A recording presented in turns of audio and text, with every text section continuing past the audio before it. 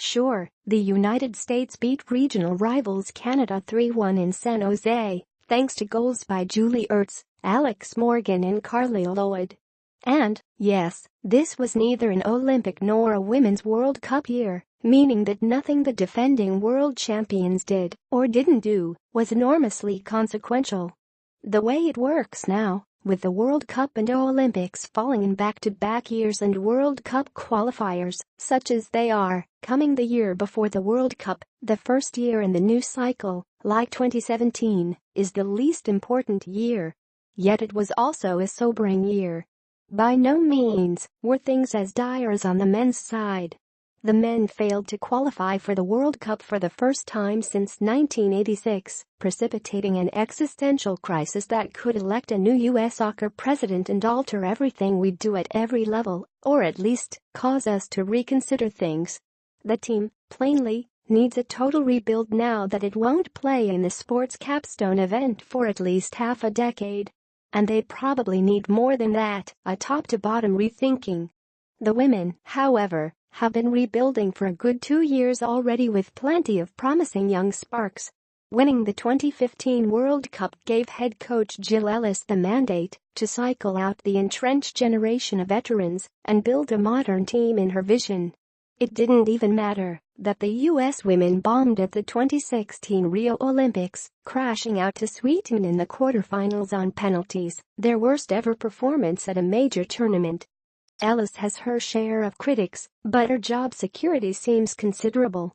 Yet 2017 was not a good year for her program either. The women are in no danger of missing out on qualification for their sport's signature event next year.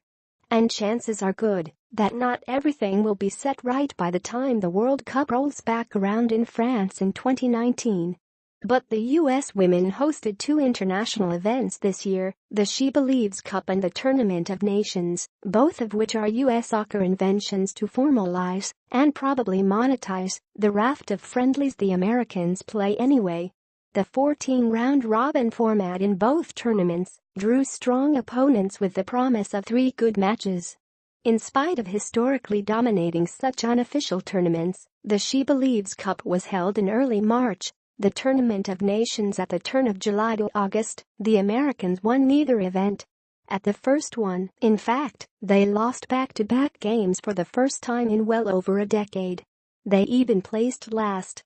At the Tournament of Nations, held on the West Coast to balance She Believes' East Coast home, the Americans lost their opener to Australia and would place second behind the perfect Matildas. Again, it mattered little, but then again it also painted a picture of a team that withered against strong opposition. The U.S. had taken a step back, ostensibly to take several forward in the coming summers. The year has been hard. We've had some bad results, winger Megan Rapinoe told Fox Sports 1 after Sunday's game. We've had some good ones, it's been up and down.